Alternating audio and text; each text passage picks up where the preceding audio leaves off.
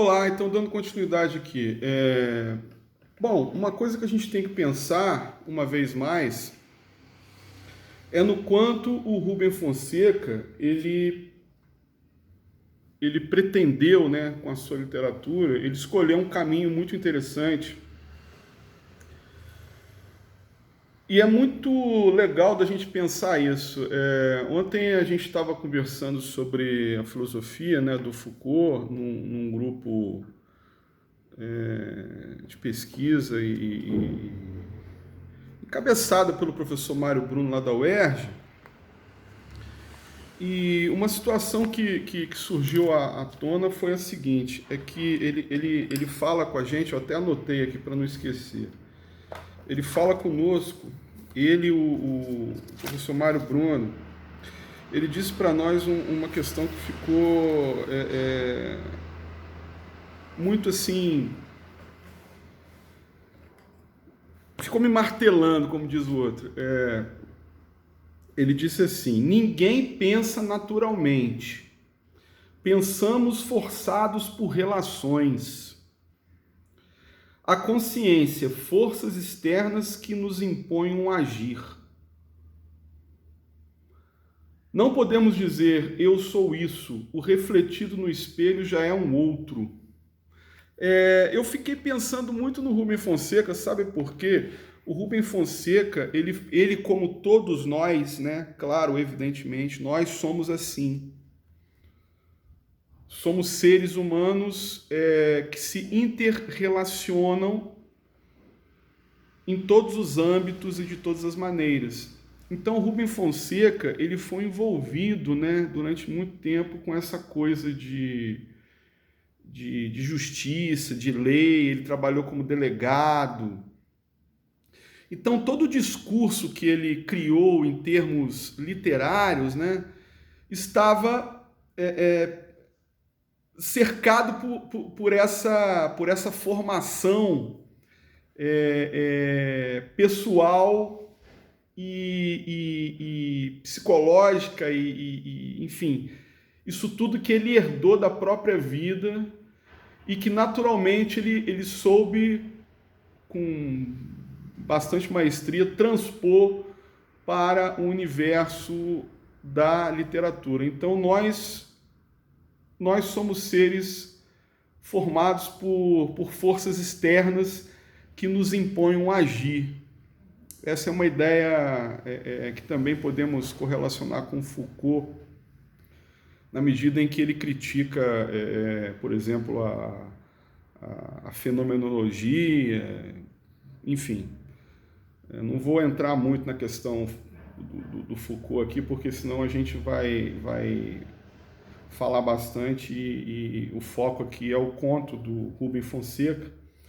Mas é muito interessante a gente pensar isso, o quanto ele sendo um ex-delegado de polícia, um homem envolvido com todos esses meandros, ele soube como ninguém colocar no papel muito das suas experiências, muito daquilo que ele viu, daquilo que ele até enviesadamente viveu, enfim.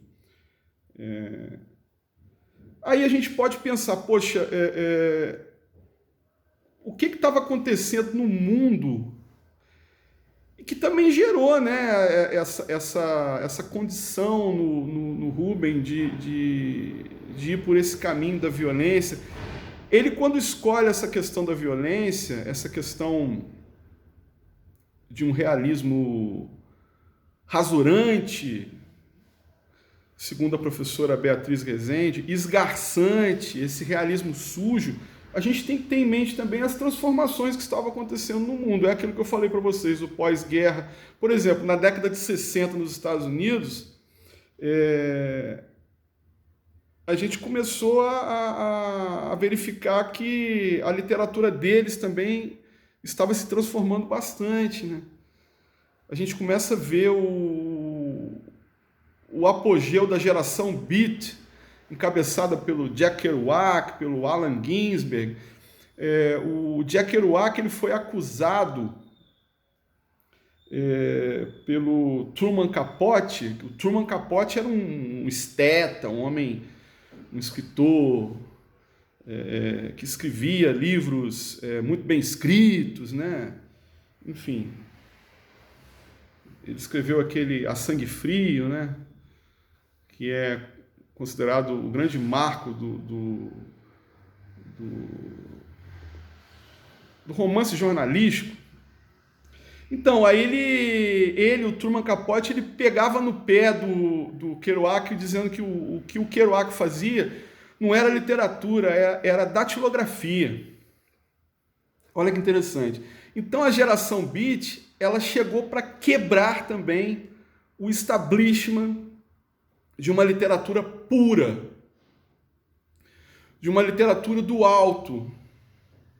Aí a gente tem aqui no Brasil, a gente pode pensar no Rubem Fonseca como um sujeito também que estava meio que pretendendo oferecer essa quebra de paradigmas ao estilo dele, muito vinculado também a essa questão do romance noir, se a gente for parar para pensar, do Raymond Chandler. O Rubem Fonseca, ele tem muito essa coisa do detetive, né? Inclusive tem um detetive dele muito famoso que é o Mandrake. Mas olha que interessante, ele tinha na cabeça essa coisa de também quebrar um paradigma. E como fazer isso no Brasil sendo realista, quebrando o paradigma do realismo, sendo mais realista ainda. Eu falei para vocês que na década de 30 esse paradigma já havia sido rasurado veementemente, e agora, então, com a geração de 70, né, na prosa, a coisa se adensou bastante. Então ele abraça a violência, o Rubem Fonseca abraça a violência de uma forma surreal, de uma forma visceralmente a nos causar um desconforto, porque o conto Feliz Ano Novo, por exemplo, ele é terrível, porque essa violência que está ali instaurada, a gente percebe, né? Tem o personagem do narrador, o personagem do Pereba, o personagem do Zequinha. Essas pessoas mundanas, essas pessoas comuns, essas pessoas ordinárias no sentido de comuns, elas estão vivendo por viver. Elas estão tendo da sua vida o futuro retirado. É como se a vida delas se resumisse no aqui e no agora, né? E o que retira dessas pessoas a camada do sonho, a camada do futuro, a camada do desejo, por exemplo, de um desejo mais assim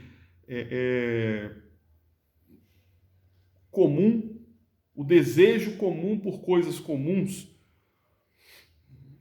como um dia tranquilo, um momento com a família, sei lá, uma circunstância de descanso, não sei, eu estou viajando aqui, mas eles não tinham isso, eles não tinham nada, eles tinham a violência como companheira.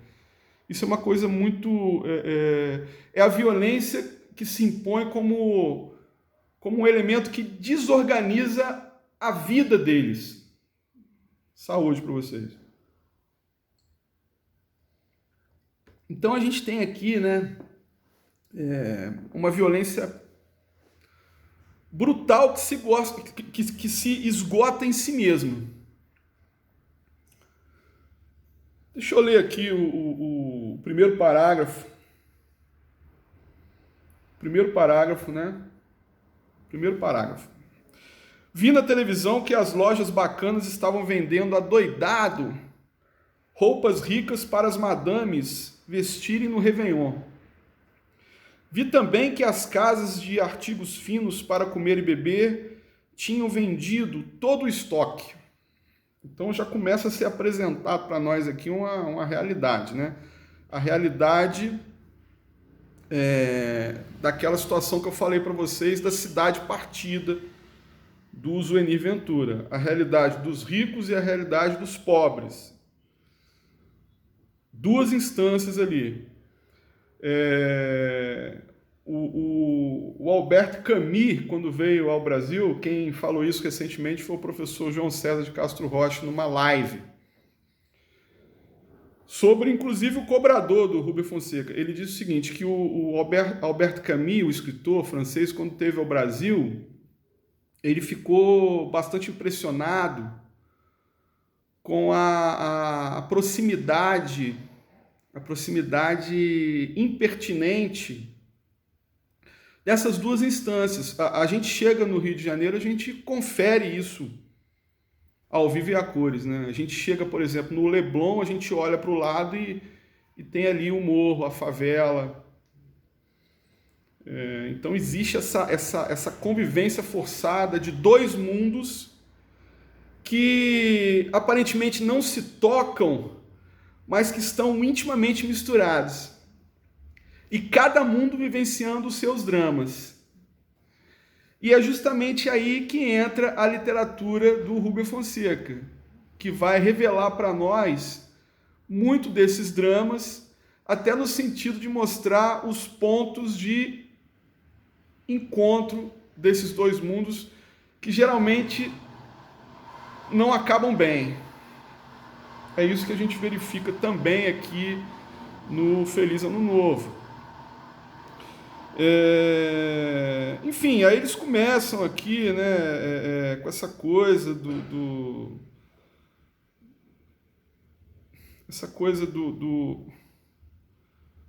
Perdão que fugiu aqui, só um momento.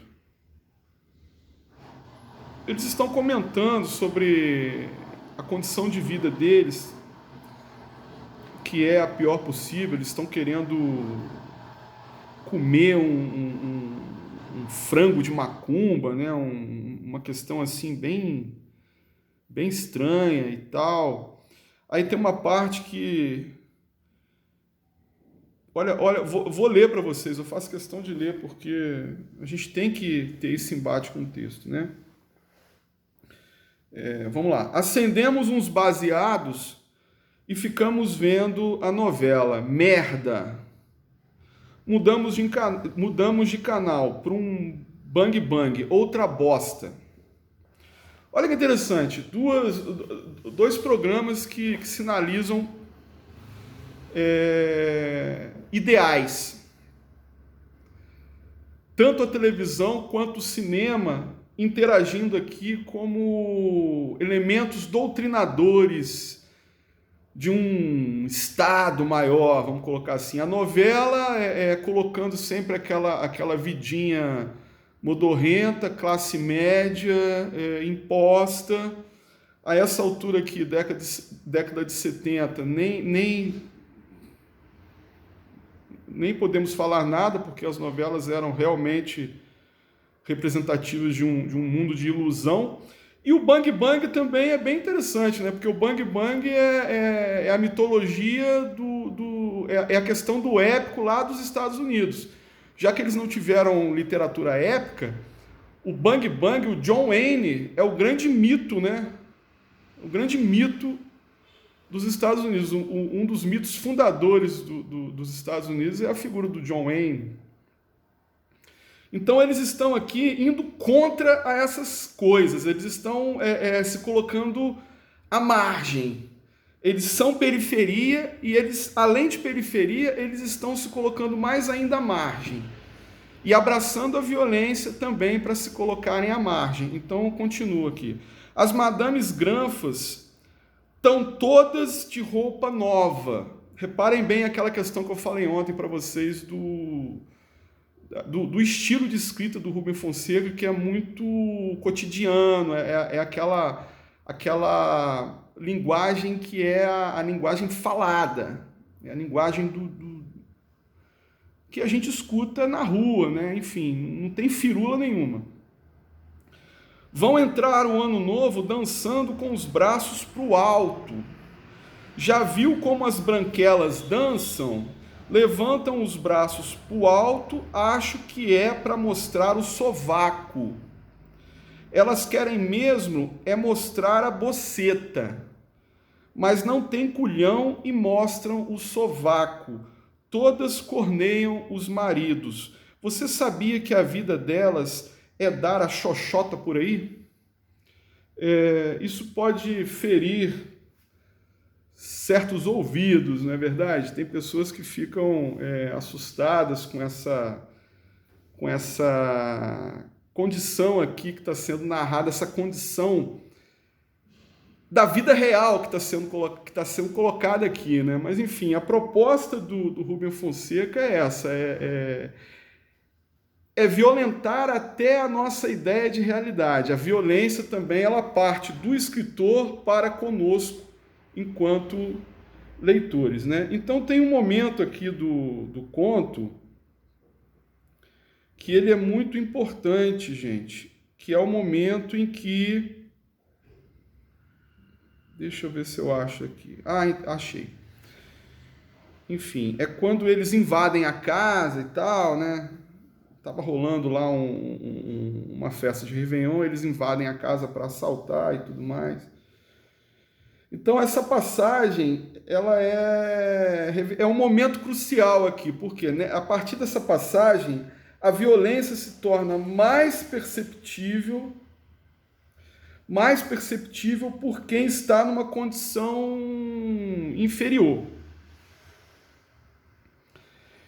E acontece uma troca aqui, né? Quem normalmente está numa condição inferior, por intermédio da violência, passa a ser superior. E quem estava numa condição de superior, passa à condição inferior. Então, de repente, um deles disse calmamente: não se irritem, levem o que quiserem, não faremos nada. Fiquei olhando para ele. Usava um lenço de seda colorido em volta do pescoço. Podem também comer e beber à vontade, ele disse. Filho da puta! As bebidas, as comidas, as joias, o dinheiro, tudo aquilo para eles era migalha. Tinham muito mais no banco. Para eles, nós não passávamos de 3 moscas no açucareiro. Olha a constatação.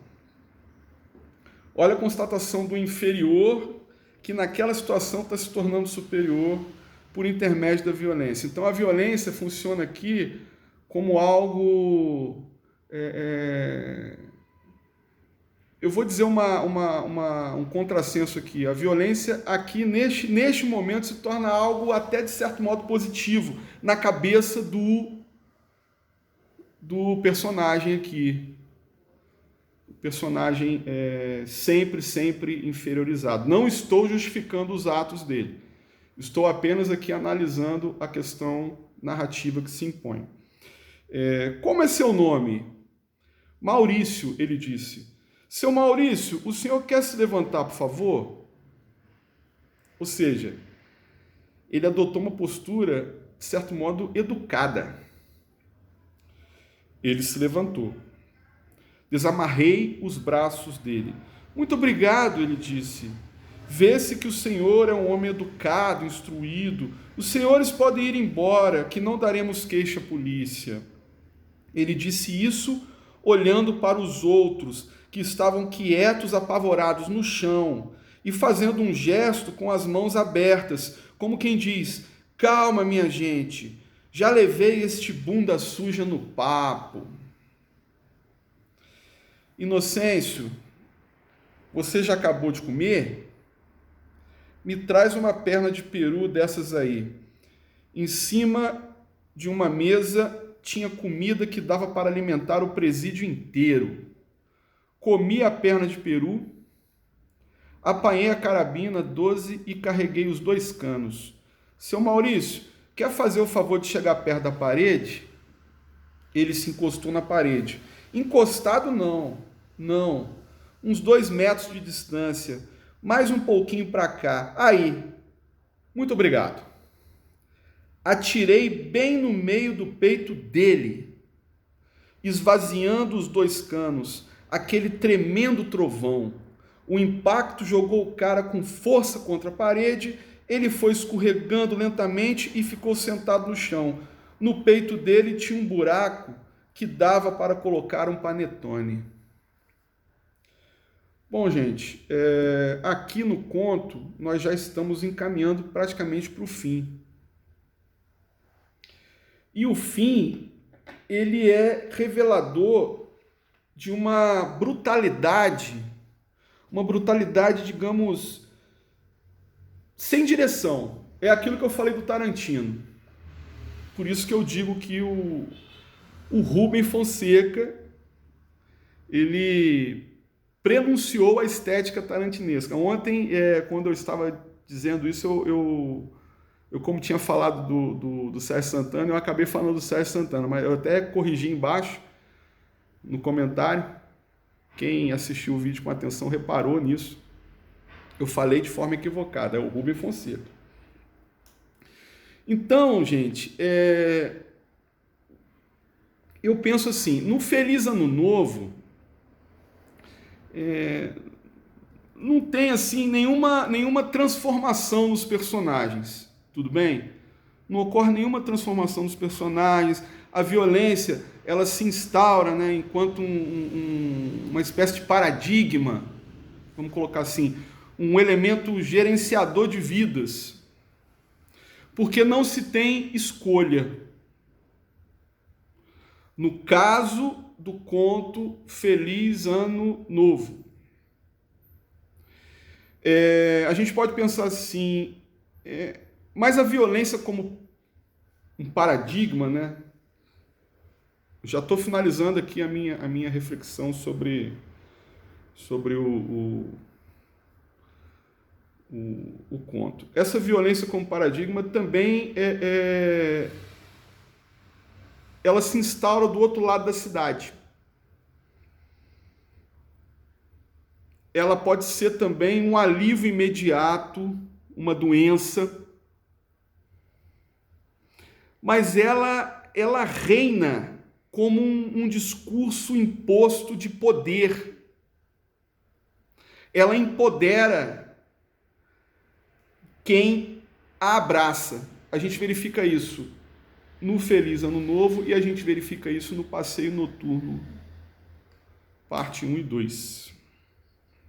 Isso é uma questão para a gente pensar.